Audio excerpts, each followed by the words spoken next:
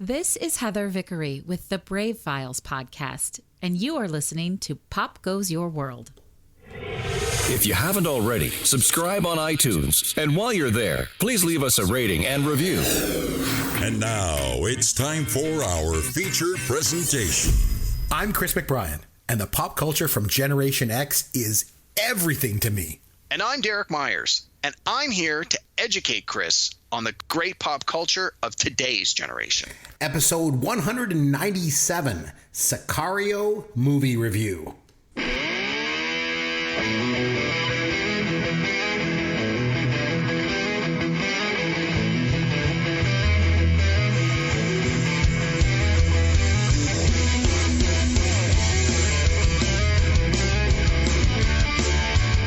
Hey, I'm Chris McBrien along with Derek Myers, and this is, of course, Pop Goes Your World, the pop culture podcast for the generations.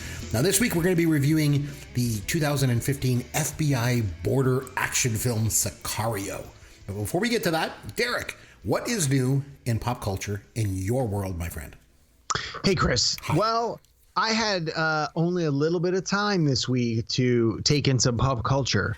But, you know, if you got to go, you got to stay in your wheelhouse. So I watched a documentary. For 40 days and 40 nights, he watches documentaries. He likes to learn about the world. It's Derek's Documentaries. Derek's Documentaries. Nice. We got to play the song, so it's good. What documentary did you watch, my friend? All right. On the strong recommendation of a very good friend of mine, I watched a Netflix documentary series called Murder Among the Mormons. Have you heard of it? Nope. Okay, so Do you think I've heard of it? I didn't think so, but you know, you never know. Sometimes I'm a you little watch some stuck in weird the stuff. past, if you didn't know. Okay, so it came out, I think, this year or last year. It's 3 1-hour episodes, so it's a little bit less than an hour piece. So it's just under 3 hours if you want to watch the whole thing in one sitting, which Sure. I did actually. I watched it in one sitting, and it is about. So again, it's about the Mormon faith and documents pertaining to the Mormon faith. And in the mid 1980s, I think it was 1985, there was a bombing where some terrorists set off these bombs to deliberately target and kill people who were associated with the Mormon church in Salt Lake City. And it turns out it was all related to a person who had been forging documents and selling them to the Mormon church. And some of these documents were kind of crazy. They were directly in contradiction to some of the Mormon doctrine and faith. And the Mormon church was like, we want to buy these documents and bury them because they make us look bad, or they contradict what we have been teaching for hundreds of years. And it is this craziness. Again, that's one of the things I love about documentaries, the fact that they're real life. Like, these are real stories. And it was a guy who was a forger who realized very early on in his life that there was a niche market where he could forge books and papers and letters and documents and sell them to religious folks who would see them as a threat to the power they held and hide them. No one would ever validate that they were real. No one would ever challenge their authenticity. They would rather just buy them, pay the hush money, and bury these documents. And then, of course, what ends up happening was the dollars that are associated with these sales of documents become so staggeringly big that people just are like, no, we're not paying this money anymore. We're going to start looking into legitimize and validate the authenticity of these documents. And of course, the guy who's the forger is like, well, we can't have that happen. Time to start killing people. And this really happened in the 1980s. And it is crazy bananas. So it's this 3-part documentary series on Netflix. It's called Murder Among the Mormons. And oh my God, I couldn't look away. It was fantastic. Wow. So strong recommendation from me, Murder Among the Mormons, whether you are religious, whether you are a person of faith, whether you are a Mormon, whether you love it, hate it, whatever, that's just part of the storytelling device and part of the reality of how things played out. You got to watch this. It was great. All right. I got something for you. And I got something new again this week. So you should really be proud of the strides that I've been making lately in regards to watching newer stuff, you know.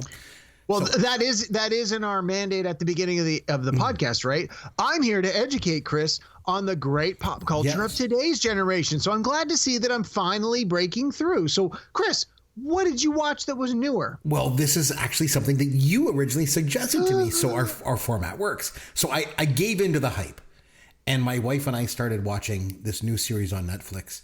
We got on the bandwagon and we started watching Squid Game. Awesome. Yeah, because you recommended it to me, and then I saw it everywhere on social media. So I gotta say, I'm not really sure what all the hype's about. Like, I mean, it's okay, but even my wife, like, you know, she likes all this new stuff too, and even her, she thinks it's kind of dumb. So it's not just me. So I guess you could say that the concept is original and kind of cool, you know, but overall, I'd say the execution of it, no pun intended, by the way, but the execution, it's just not, I don't think it's all that good. Like, so one thing I wanted to mention about it too, I started watching it in Korean with the subtitles, and my wife, she just couldn't do it. So she doesn't like to read, apparently, while watching a TV show. So I ended up switching it over to the version that's dubbed in English, but I accidentally left the subtitles on, and you know what? The English dubbing and the subtitles don't match up. Like, I mean, they're close, but they don't match up exactly. Like, for example, the English dubbing might say, like, the character, he might say something like, "That's my brother over there. Don't shoot him." And the subtitles would be like, "I know him. Be kind to that man." So it's like they're kind of close, you know, but they just don't quite jive up. But anyway, I think I'm just kind of waiting for the end of this thing. I think we've got like maybe 2 episodes left. And I think if they make a season 2, because they always do that, I don't think I would watch it. But I mean, you really liked it, didn't you? I thought it was great. I actually watched the whole thing through twice. I watched it on my own, and then I encouraged my wife to watch it. And when she was watching it, I watched it again because I felt there was a lot of hidden details that once you know the reveal of sort of what's going on, and by the time you end the 9 episodes and the curtain has been pulled back, by rewatching it, I was able to look for some of those clues of, oh, well, that was there, and that was who that person was, and that's why they said or did this thing. And yeah, I personally, I felt there was a lot of value watching it the second. I think I enjoyed it more the second time through once I sort of knew what the reveals were and what how it was going to end. But to your point about the subtitles versus the dubbing, I've actually read a few articles where they talk about how both the subtitles and the dubs are not perfect, as you've obviously indicated, but there's other sort of subtleties with any time when you translate or interpret a language that it often comes down to the skill of the interpreter or the skill of the translator, depending on what it is. And there's been some very clear examples of the nuances of language, especially with a lot of the Asian languages, where there are very, very, very subtle differences depending on how a word is said, what the inflection is, where the emphasis is placed on a certain word, more so than, say, the English language.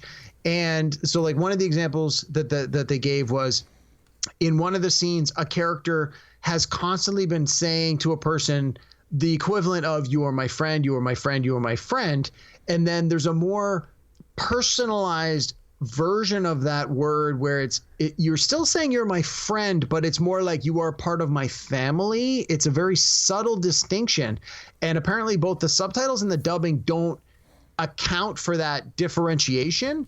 And in the scene where the character makes that distinction, it's sort of a little bit of a tell that these two characters now trust each other very, very much. So when there's an eventual betrayal, it hits even harder if you understand that the one character has very much just accepted the friendship of this other person.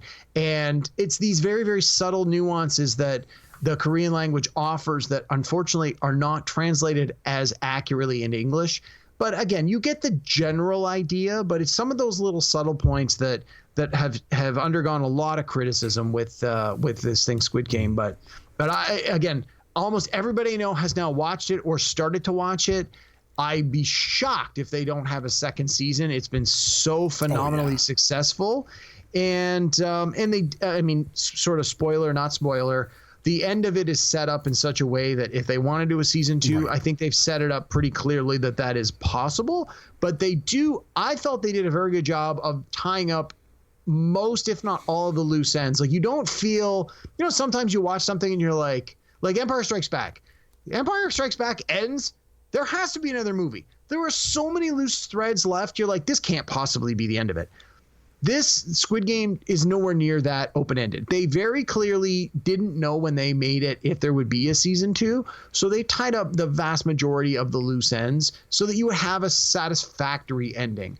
But there was a few things they left hanging and they implied so that if there is a second season, you're like, okay, I think I know where they got to go with this one. So. I probably won't watch that second season. Like I said, and one other thing I wanted to mention too, I went to my local comic book store, as I am wont to do from time to time, Derek. Nice. And I went there, and I guess they had got some new like toys in. Like they sell comics, and they also sell action figures and toys and stuff like that. And they brought in some stuff from the late 70s, Battlestar Galactica, and I bought a Cylon Raider from them. Nice. It's so awesome. The Battlestar Galactica toys, they were kind of dumb and cheesy, and like the figures didn't really look like the real characters, but I still loved it anyway. But the cool thing is the Cylon Raider that I got, it was one of the ones, so way back when, in 1978 when this came out, was the Cylon Raider, the sides would open up, and then they had these 2 little buttons, and you'd push them, and there were these like little red, almost kind of these little laser pegs. And so these little red things, and you push the button, and they would shoot out. But what happened was some kids choked on these things because they would shoot it and it would go in their mouth and they would choke on it. So the company, to avoid lawsuits, then started putting them all out. The majority of them got put out with the red pegs like locked in. So they were in there. You could see the little red pegs. You could push the button and they did not come out. The one that I have is one of the ones that actually shoots the red pegs. The red pegs are no longer there, but it's the one that actually shoots them. So nice. I don't know if that makes it more of a collectible item or not. I don't know. But wait, did you buy a Cylon Raider to pilot the ship? No, one didn't come with it. So maybe I'll have to get. But they were like really little tiny figures, and they didn't even really look like Cylons. Like I said, it was kind of cheap, but I mean, it didn't matter. I loved that show so much when I was 8 years old. Like it didn't matter. Just having a piece of it at home was so cool.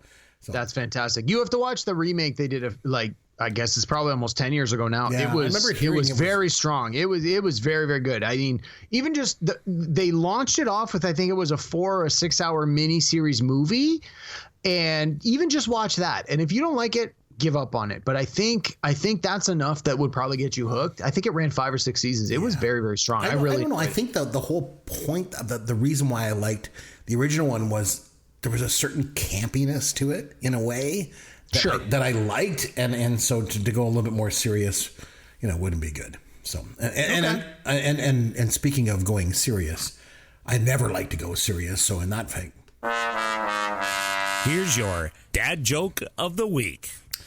I thought since we're doing Sicario this week, and Sicario has to do with FBI, the FBI agents involved. So I thought I'd do an FBI joke for you this week, Derek. Okay? Oh boy. Okay. All right. I'm already worried this is going to be very inappropriate. You would be correct. Oh, jeez. All right. I'll try and get through this as much as I can. Why was the FBI agent happy after he visited a Oh boy. I don't even want to know the punchline, but I have no idea, Chris. Why? He received an anonymous tip. You realize this is a family show, right? It's not making it past the censors.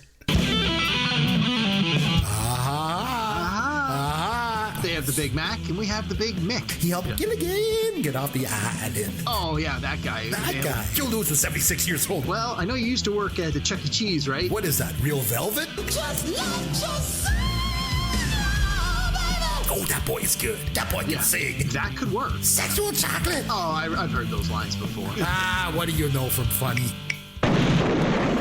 All right, we've spent the past several weeks around here back in the 80s. We held our pop culture fantasy draft in the year 1981, which was cool.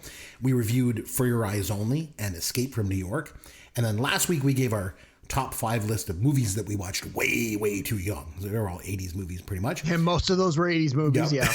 So we figured we needed to come back into the current generation this week. And so Derek, you nominated the 2015 film Sicario for us to watch. And I did. Naturally, I hadn't seen it, you know. Of course not. It came out after 1989, after all. So, Derek, why don't you get us started? So why this movie? You could have picked any single movie at all from this generation, you know, and you went with this one. So why? Okay, so in the last episode, I had talked about how I had just gone out to the theater and watched the new film Dune, directed by Denis Villeneuve. And I thought it was fantastic. If you haven't seen it, I strongly encourage you to go out and watch it. Especially, I encourage you to go to the theater if you're comfortable doing that. It's great.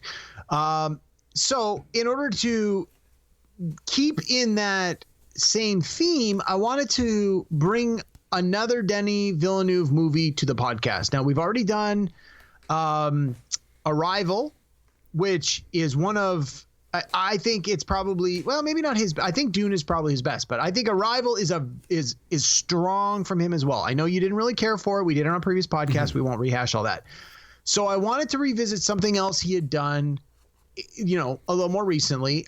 He had also done the Blade Runner sequel, Blade Runner 2049, but that comes with its own baggage, being a sequel and being part of a franchise. Sicario, many people believe, is his best work to date. It has a phenomenal cast, and it's got a lot of good things going for it, in my opinion, and in many people's opinion. It's only a few years old. It came out in 2015.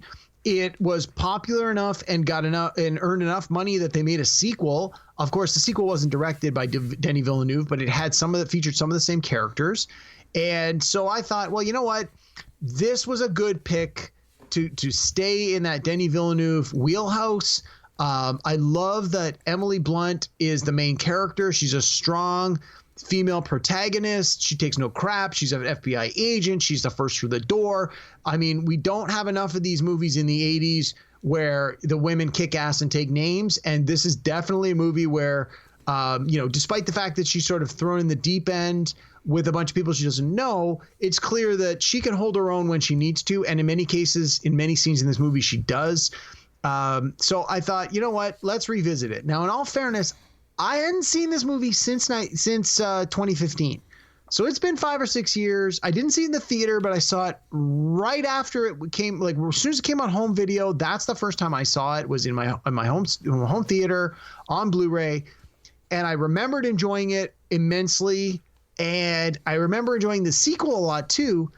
Unfortunately, I think I was blurring the first movie and the second movie together in my memory.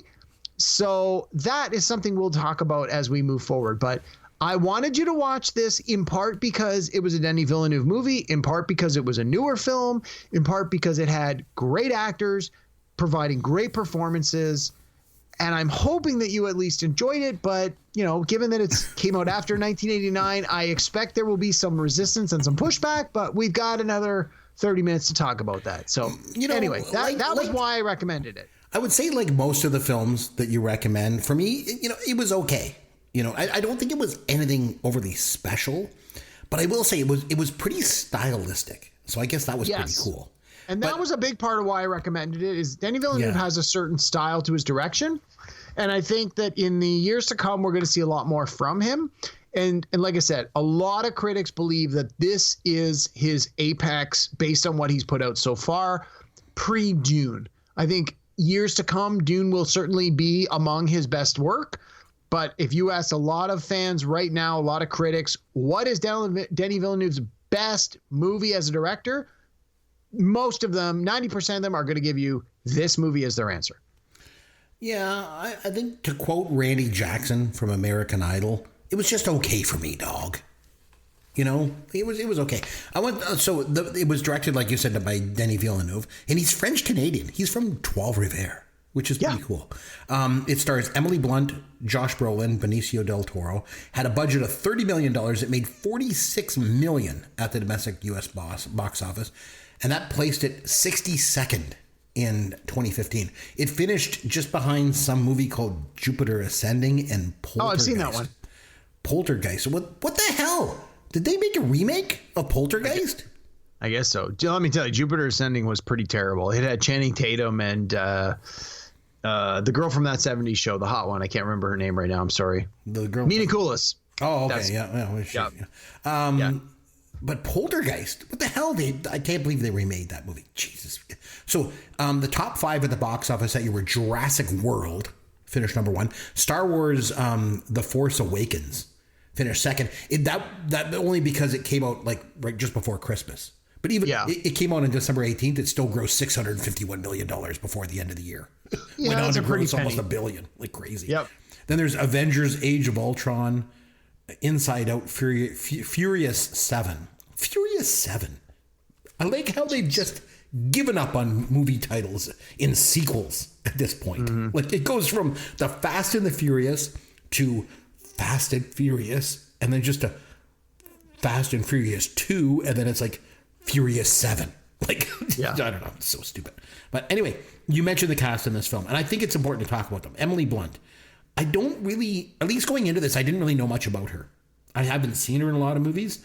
I saw her. And remember, Chris, we watched a previous movie I'd recommended to you was called Edge of Tomorrow, which stars Tom Cruise and Emily Blunt. So that's right, where they were on the beach and they kept like reliving and it was over like and over. reliving the day over and over again. Yeah, so she was a female lead in that one as well. I mean, clearly that was a Tom Cruise movie that Emily Blunt was in, but this one, she was the first name on the marquee. This was an Emily Blunt film. She was in a movie called The Girl on the Train. My wife made me go see it at the theater. It was a few years back now. I thought it was awful. Like, I didn't think she was very good at it either. But anyway, that being said, I think she's actually a really good actress. She's great. I'd like to see her in a few more meatier roles. You know, like we've seen her in this, or like I say, that train movie was stupid, and then the Tom Cruise one. But I think she's got the acting chops to take on some better roles. You know, I think she's very unique and she's charismatic. You know, she doesn't look like your typical Hollywood bombshell actress. But the thing is, you can't take your eyes off of her when she's on the screen. So she's got that screen presence, you know, and like I said, she's very, very unique. So I think she's pretty good. Josh Brolin. Guy's done a lot over the years. I mean, he was in No Country for Old Men. He was nominated for Best Supporting Actor for Milk. His dad's James Brolin. You know, he was in Amityville Horror and Capricorn 1. And he was Thanos in the Avengers movies, which is the main villain in like the first 20 Avengers movies. James Brolin, his dad was, or Josh was? James Brolin. Josh Brolin. Sorry. I was talking about his dad. One thing about his dad was actually going to take over for Roger Moore as James Bond in Octopussy. He was all set. He was going to shoot and everything. And Roger Moore decided he wanted to come back and stay at it for a few more years. But anyway, Josh Brolin's pedigree aside, I will always think of Josh Brolin as Bran from the Goonies. I was going to say the older brother in Goonies. Yeah, like that's always what I think of him. But I thought he was pretty good in this.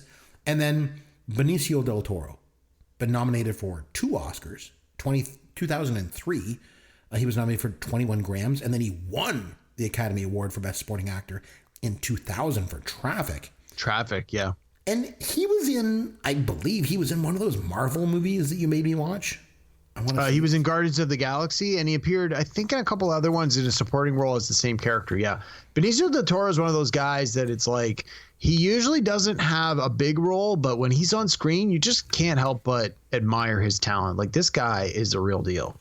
I love him. I think he's great. Yeah, I thought he was pretty good here. Like, I think he's another unique actor. You know, there's no one quite like him, you know, in Hollywood. But another one I want to talk about was Victor Garber. So he played Dave Jennings in this movie. You know the character I mean? Like the guy I mean, Victor Garber?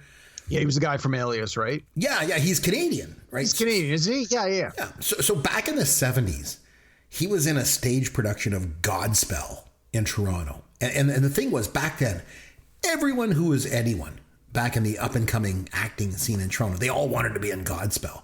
There was Gilda Radner and Eugene Levy and Jane Eastwood and Martin Short. But Victor Garber, like, he was the big guy. Like, he played Jesus in Godspell. And he was the one that all the other actors looked up to. You know, like he was one everyone thought was going to be this huge Hollywood star, but he never achieved that level of success. You know, like he's worked consistently. Like you said, he was in Alias, he was in Titanic, but he just never became that huge star that I think his fellow Canadian actors thought that he would. But I thought he was good in this. I like him. I think he's a good actor. Yeah, I mean, he has a small role in this, and he's more recently he's been in the DC Comics television universe. He was in the Flash TV show for a while, and then his character moved on to the DC Legends of Tomorrow. So again, he's worked pretty consistently. But to your point, I agree. He's sort of never seemed to hit that A list. He's almost like, let's put him on the B list or even the C list. But I don't think he's hurting for cash. Like, I think he's earned very well over his career. But yeah, I agree with you though. I don't think he ever hit the big time A list. He's been in a lot of stuff, but yeah. Yeah, especially when you go back, like I say, back to those days when they were all starting out. Like he was the guy that they thought would be the big star, you know. Mm-hmm. Yeah. Again, you mentioned, we talked about this movie being stylistic. So the scenes early in the FBI headquarters that are all shot behind those panes of glass. Yeah. Really stylistic. I liked it. It kind of drives home the fact that, these conversations that they're having are all taking place, close by. They're in sight, but they're in secret. Yes. Like, in fact, I think at one point even the TV is on and it's got like CNN or something like that. And when the door closes, the audio from the TV broadcast goes silent. Like, I thought there was some pretty cool techniques, like film techniques in this movie. Yeah. Yeah. The opening scene when they raid the drug dealer's house and then they find all those bodies behind the walls. Mm-hmm. Pretty graphic, pretty very gross. Gruesome. Yeah. Also pretty weird if you think about it. Why would drug dealers put bodies behind drywall? Yeah, I don't know. I think it would smell. The blood would like leak through the walls. Not a really good place to hide bodies, I wouldn't think. I seem to remember, again, I watched this movie. So we do our podcast Thursday night. I watched Sicario the next Friday because I couldn't wait to watch it. So it's been 6 days, but I seem to remember that the bodies that were encased in the walls were covered in plastic, were they not? Like the idea being let's encapsulate these decomposing bodies. But to your point, eventually you would smell them.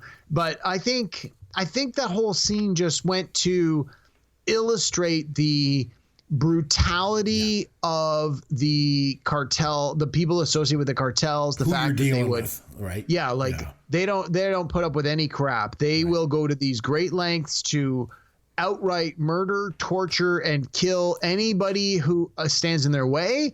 They don't fear the repercussions. They will take these steps to hide the bodies. Like, I think it's important in that early scene that you just see how over the top they will take it so that you understand the seriousness of the violence and the brutality and ultimately the dollars and cents that are associated with the acts and the actions. Like, these drug dealers are in it for the money, and there is a ton of money changing hands with all of these drug deals. You're right, and the director really reinforces it too when those bodies are hung from the highway overpass.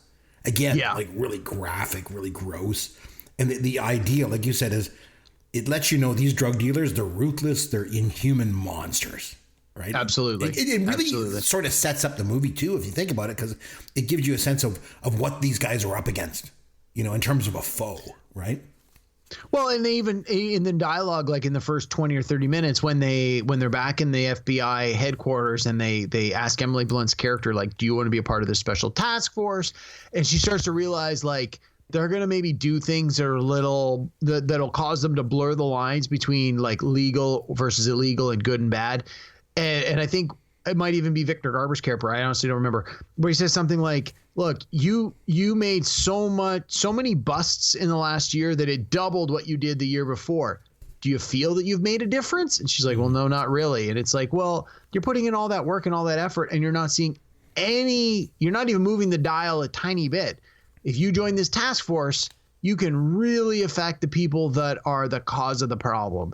And I think that's an important part of the movie to emphasize, like, yeah, even as Emily Blunt's character starts to realize, like, there's some weird stuff going on here that maybe she personally, morally doesn't want to be a part of. if her ultimate objective is to punish those who are the absolute most responsible for these atrocities, sometimes you got to work outside of the boundaries of what you would normally expect to be good and bad. You know, when we talk about it being stylistic, the shots of the suburbs I thought were cool. A lot of them, they're shot from a distance. And like the one neighborhood looks like it's totally isolated from the rest of society. It's like out in the middle of the desert. I'm sure that's the idea, you know, just to give it this isolated sort of quality. And then I also like the shots from above when they're looking down at all the rows of houses. Again, I thought it was pretty cool. But the director even uses that same style when they shoot various scenes in Mexico where they're showing the isolation. It's like there's nobody around. Here's a mountain range. Here's this winding road that has no cars or people on it, and you're just sort of seeing this overhead shot that is likely done from like a helicopter or a drone with the camera simply pointing down, and it's like he just pans across the landscape, and you're like, this is this vast landscape where there's nobody. Well, of course the drug dealers are going to go out where there's nobody. They don't want to be involved with anything. They want complete secrecy. And just the style the director uses to emphasize this point is great. And this is the kind of thing that you see in some of his other films as well. So this is almost like his one of his signatures. But even with all that, I think the thing for me is like I have zero desire to watch this movie again. And this keeps coming up every time we watch a newer movie. And I think that's the thing with these films. They're big and they're splashy. But for me, once you've seen it, you're done. You know, on the other hand, if you think of Gen X movies, they're just inherently rewatchable. Like, I think it's just a pop culture fact. Do you agree with that or no? Yeah, I definitely think that some of the newer movies lack some of the rewatchable characteristics that some of the older movies may have.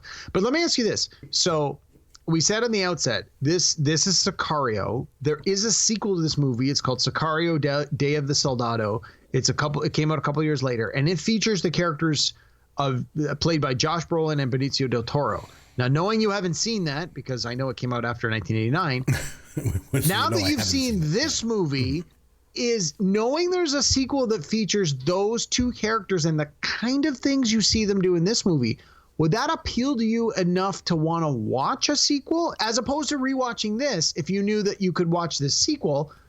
Or would you be like, nah, I didn't even dig this one enough that those two characters don't interest me. I don't care what they do next. No, I don't think I would, because I think the only character that I really liked the most was Emily Blunt's character. Which, unfortunately, she's not in the sequel. Yeah, she's not in the sequel. So I don't think I would have any interest in that. That's fair. When they get into the gunfight with the drug dealers in the traffic jam, like at the border? Yeah, and she's all like, what are we doing? Like, this is illegal. Now, I don't profess to know the details, you know, regarding international law between, you know, the U.S. and Mexico in regard to this stuff. But, you know, I think when drug dealers are getting out of cars and pulling automatic weapons, I think you shoot first and you ask questions later.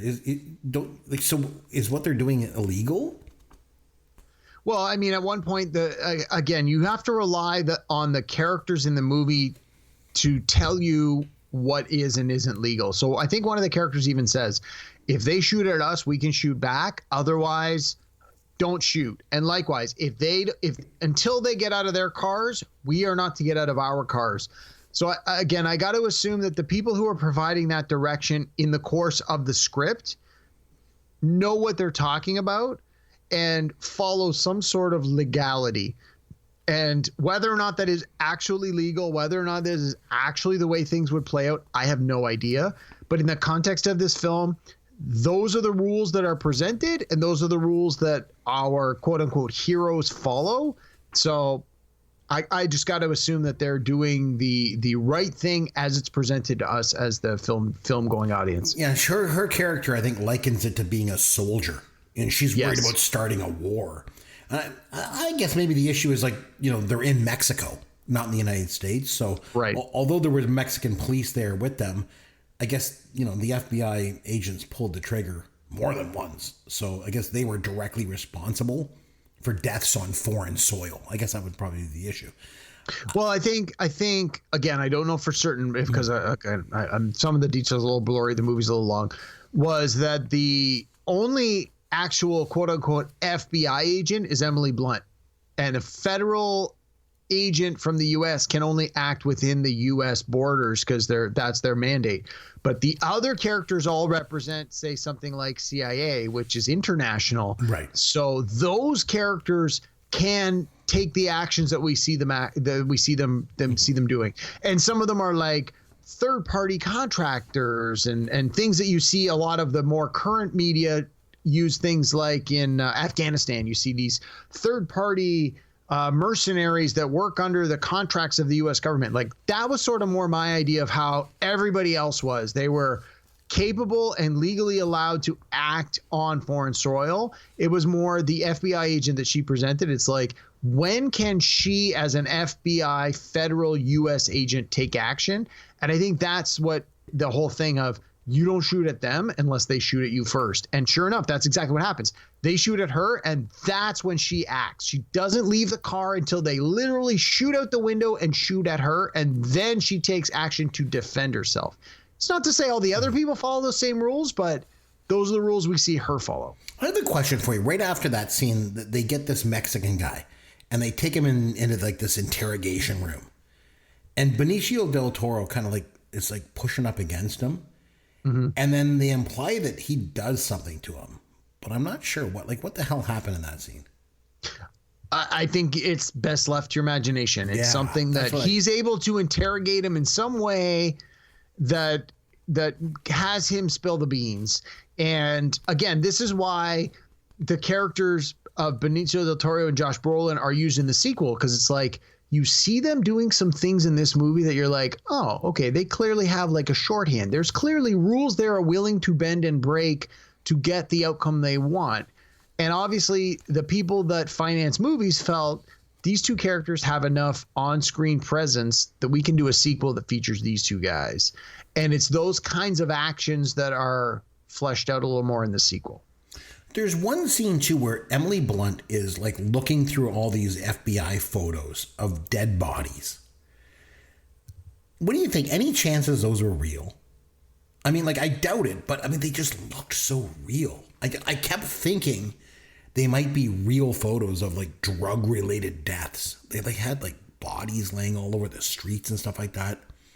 I don't know. Could be. Yeah, I mean, you know, when you're making a movie, it's all about cost efficiency. So maybe they were able to purchase real photos or come to some arrangement with a law enforcement agency to say, we want real life photos that are not going to compromise any ongoing investigations. Mm-hmm. And that way they didn't have to pay makeup artists and actors to actually make these photos for the purpose of the movie. Honestly, I don't know, but it's a good point. Either they were real photos, in which case, ew, gross, or they were faked, in which case, hey, kudos to the makeup and the actors that posed for these photos. There was just a realism about them that just really struck me. Absolutely, yes. So then she goes into the bar, and the guy that she picks up in the bar, turns out he's trying to kill her, right?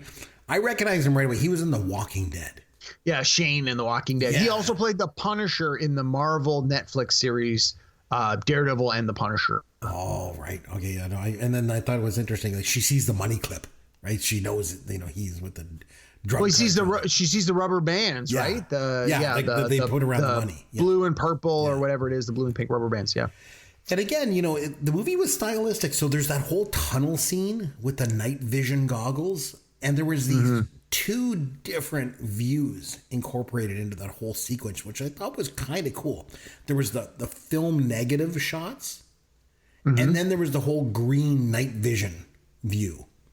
That green night vision thing, it kind of looked like the Paris Hilton sex tape. Or so I've heard.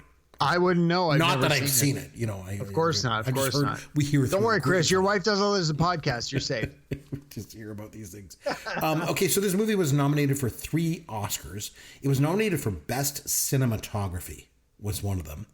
It was also nominated up against Mad Max, Fury Road, and it lost to The Revenant. It was nominated for Best Sound Editing. Mad Max, Fury Road won that one. It was also nominated up against Star Wars, for Best Sound Editing. And then it was nominated for Best Original Score, which it lost to The Hateful Eight. But the score, I thought it was just basically like a foghorn. Like that's all that really stood out to me. Yeah, that one seemed like an odd one to me. Again, this was a particular, in my opinion, this was a particularly good Oscar year. There was a lot of strong contenders. I don't necessarily think the Star Wars film was a strong contender, but Mad Max definitely was. The Revenant, I could love it or hate it or leave it or not. So I mean, I don't begrudge those other movies for basically, quote unquote, taking the Oscar from this movie. Mm-hmm. I think this was a strong contender, but I don't necessarily think that it was, it was robbed. It deserved an Oscar. It was good. I think the nominations, given that Denis Villeneuve is a relatively young director, I think just having a couple of nominations on his movie is a positive on everybody's resume.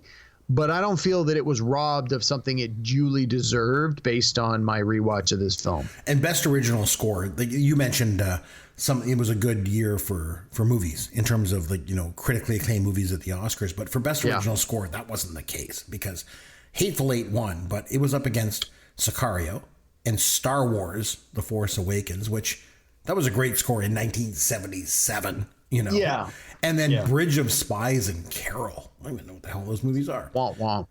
Yeah, that was not a good category. The scene at the end where Benicio del Toro kills the drug lord's family and then kills him. I thought it was just so brutal. There was just such a brutality to it, but it was like, in a way, you should feel bad. I mean, these kids just got killed and stuff, but in a way, it's kind of like, well, that guy's a drug dealer. Like, he brought this on himself in a lot of ways because he killed Benicio del Toro's family too. And then I thought it was interesting right after that, the scene where he forces her to sign the affidavit, citing that everything they did was legal or whatever. And he, puts the gun to her head, right? And he makes a comment and he says, "This is an area of wolves. You're not a wolf." And he's right. Because when he walks away, she pulls a gun on him. And she can't bring herself to shoot him, so she's not a wolf, Yeah, I think the idea here is that the wolves will do whatever it takes to get what they want, whereas if you're not a wolf, you will play within the rules. And I think that's an important distinction with the Emily Blunt character is, despite what they ask her to do, despite what she actually does, despite what she sees, she clearly has moral objections to the way some of these things are being done. Now, she does sign the paper, largely because he's going to kill her if she doesn't. And there's certain other things where it's like she goes along because she realizes, there's really, if she objects, it's not going to change what happens. But I think that's part of the point of the movie is the whole movie is told from her point of view. And it's like they establish early on, she's law and order, she follows the rules, she works within the system, or she wants to work within the system to get the proper, like she talks, the scene where they raid the bank, she talks about like, we want to bring these people in, this is a case we can make, we can arrest these people, and the rest of them are like, no. You're wasting your time. This is a small fish in a big pond. We are going after bigger fish. Leave it. And she objects and she's like, no, we got to do this. They know the game.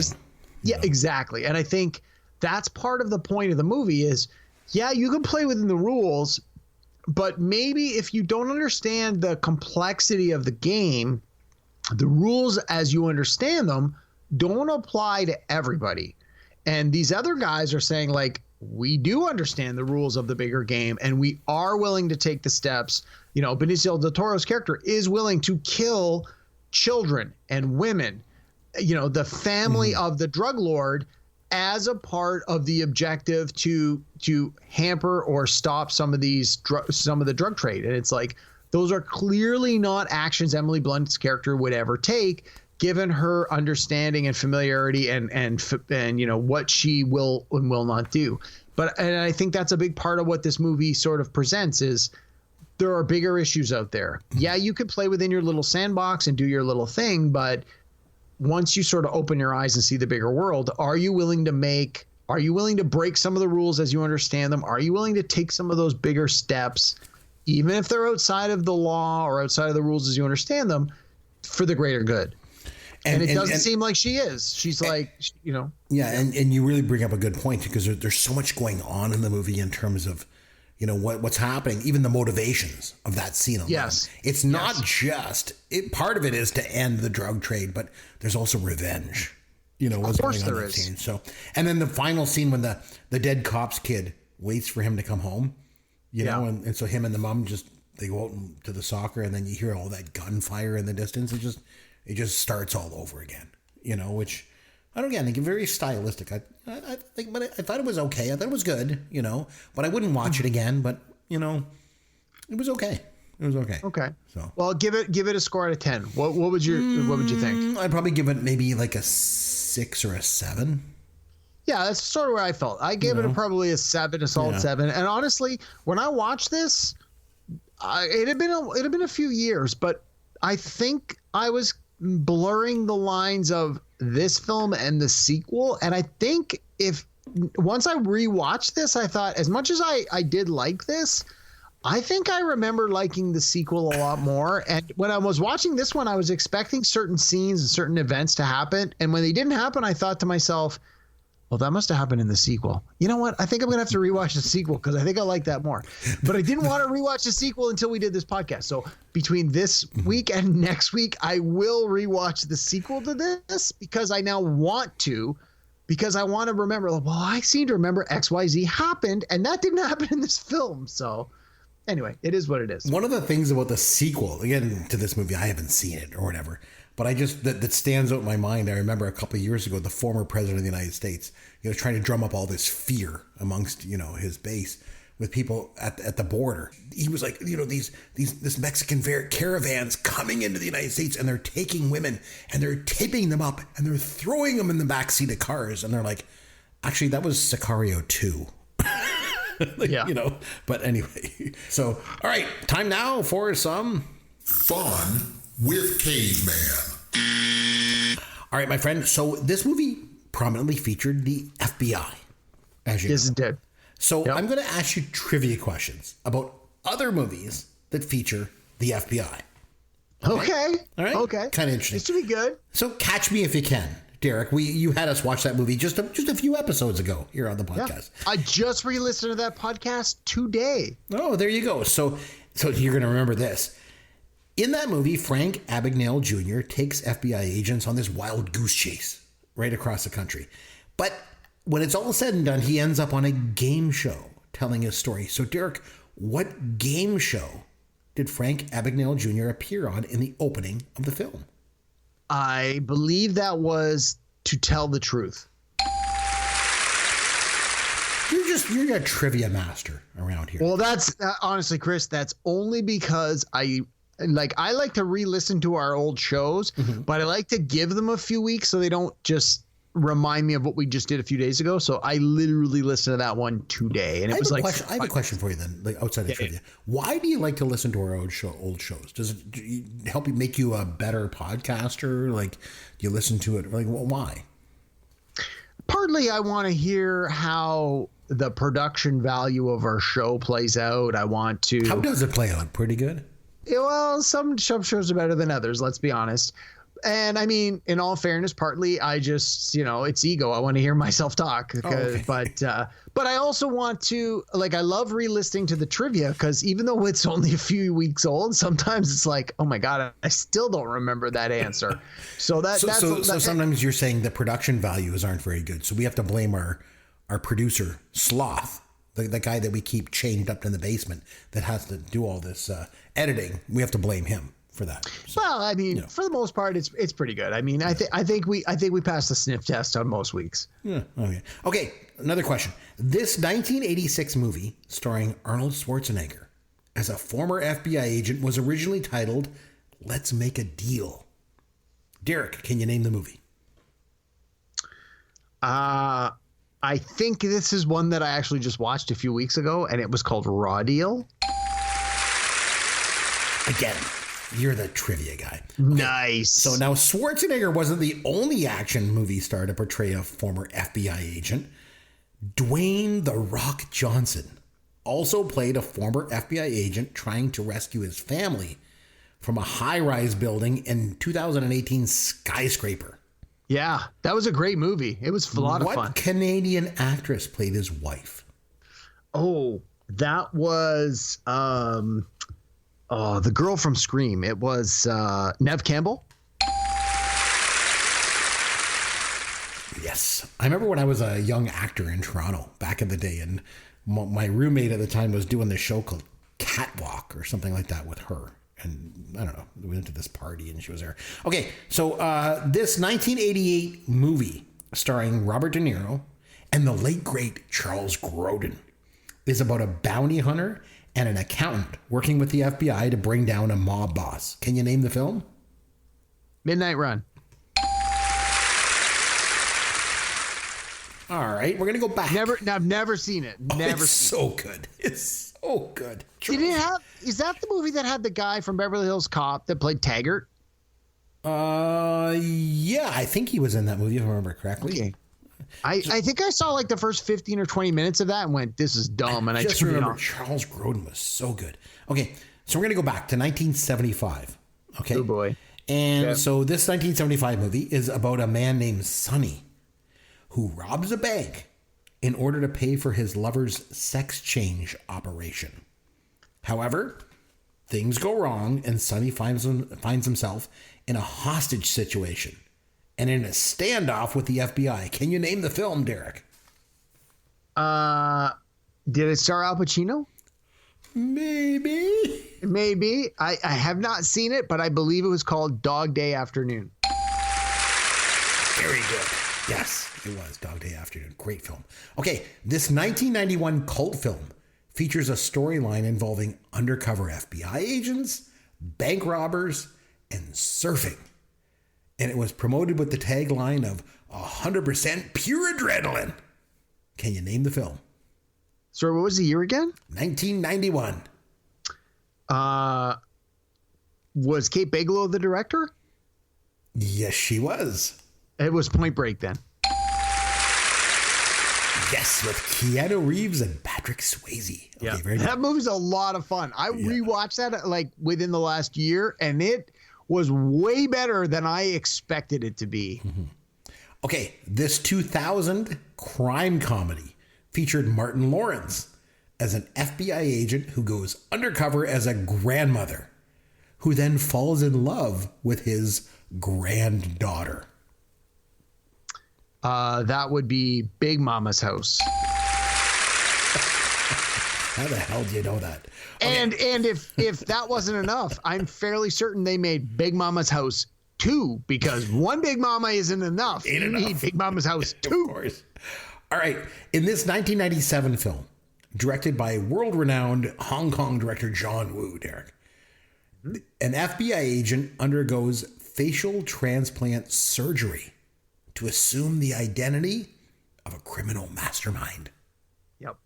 This is one of my all-time favorite movie quotes, where he says, I want to take his face off. And then he says, no more drugs for that man. The movie was Face Off. See, you're killing it as always. Okay. Yeah. In the 1990 crime comedy, My Blue Heaven. Oh, I love this movie. Steve Martin plays a mobster being protected by an FBI agent. Who plays the FBI agent in the movie? Rick Moranis. Oh, and this last one. So I love that movie. That movie is fantastic. It holds up really well. I watched that one recently too. All right, last one. This one you got. This 2009 film features the FBI working with a whistleblower in the commercial livestock industry. The whistleblower is played by none other than your Hollywood boyfriend, Matt Damon. Name the movie. Jeez. Wow. Was it The Informant? You got all that. You went 10 for 10. Congratulations. Well done, my friend. Very that was good. a tough one. I watched. I saw The Informant at the Toronto International Film Festival when it premiered. Oh, wow. And I remember thinking, it was just okay. And I have never rewatched that movie. And I don't know anybody else other than me who ever saw that movie. Well, because it was crappy, right? I heard it was crappy, yeah. So on to next week, and I hear you have something special lined up for us, Derek. What do you got? I got a very special guest star coming to visit our podcast. This is a friend of the show, one of my very good friends who was one of my college roommates who I've known for, I guess we're going on 30 years now. He worked with me at Blockbuster Video for many years and has a particularly unique take on pop culture. And we're going to come back next week, and we're actually going to do a music topic. Oh, we don't do enough music around here, do we? We don't do enough music. No. And that is exactly what he said. Good. He said, I love his show, but we don't have enough music topics. So he suggested one. We're going to come back next week with a music topic and a very special guest. I encourage everybody to come back and take a listen. Join us next week. Do you want to say what the topic is? I'm curious. No, what is it? No, I do not. I want to completely be surprised. I'm just going to say it's a music topic with a very special guest. Join us next week. All right. Find out all about it. This ought to be fun. All right, so make sure you join us again next week when we have a very special guest joining us and a mystery topic to boot. So it should be good. But until next week, this is Chris McBrien for Derek Myers saying thanks for listening to Pop Goes Your World, the pop culture podcast for the generations.